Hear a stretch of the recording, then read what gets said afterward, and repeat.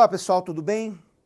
Agora a gente vai falar aí de um assunto que é um dos assuntos mais importantes aí da ótica geométrica, que é a refração da luz. Mais especificamente a gente vai falar hoje índice de refração. Então, inicialmente, vamos começar falando aí a definição da refração. Refração da luz, ó, significa mudança no meio de propagação da luz, que vem sempre acompanhada de mudança na sua velocidade de propagação. Então, ó, primeira coisa importante que você tem que guardar de refração. Qual é a única coisa que você pode falar que sempre vai ocorrer em toda a refração da luz?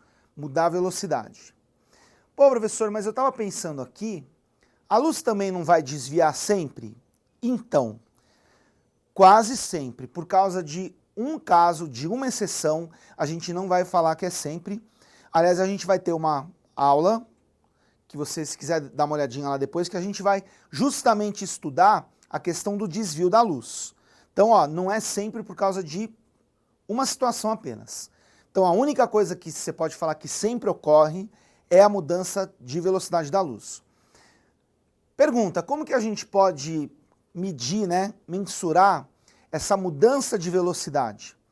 Através de um parâmetro que nós chamamos de índice de refração. Então, inicialmente, vamos falar aqui do índice de refração chamado absoluto, que a gente representa por N. Para calcular o N, gente, é muito simples. O que você faz? É só você fazer essa continha C sobre V. O que é o C? O C é a velocidade da luz no vácuo, que é um valor conhecido aí, ó, 3/10 metros por segundo, 300 milhões de metros por segundo, tá certo?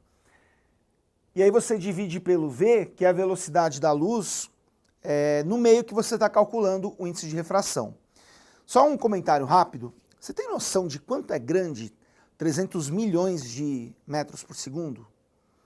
Essa velocidade da luz no vácuo é a maior velocidade que pode ter, tá certo? Só para você ter um parâmetro de como esse valor é um valor grande, vamos pensar uma velocidade que para nós aqui é considerada grande, vai. Velocidade do som, por exemplo.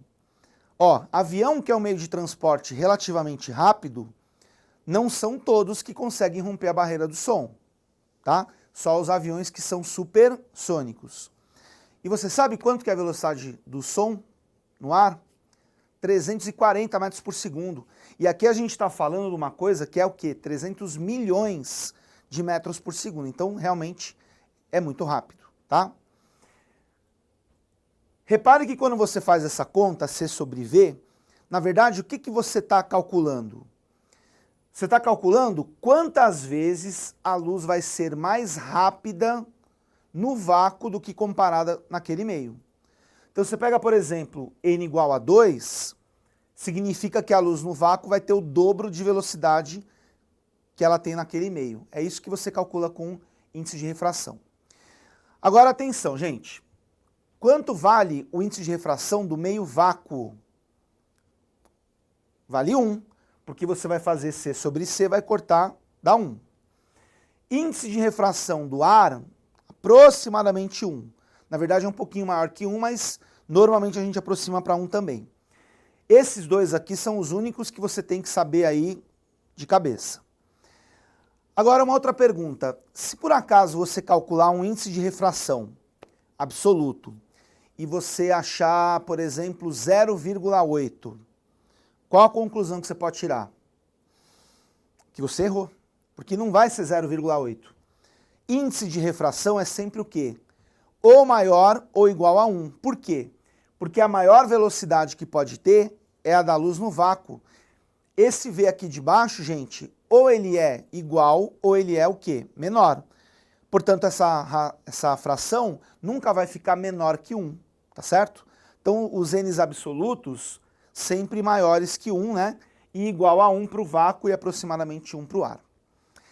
Só para a gente terminar aí esse assunto de agora, você pode também calcular o que a gente chama de índice de refração relativo. Ó, o absoluto, na verdade, ele também é relativo, só que é relativo ao vácuo. Quando você faz o índice de refração relativo, a gente representa aqui, por exemplo, né, N1,2, que significa índice de refração do meio 1 relativo ao meio 2.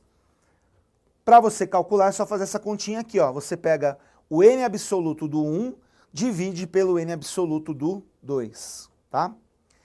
Só que lembrando que o N é C sobre V, se você trocar aqui, ó, C sobre V1 e C sobre V2, você pode cortar aqui o C e aí inverte aqui, né? Vai ficar V2 sobre V1.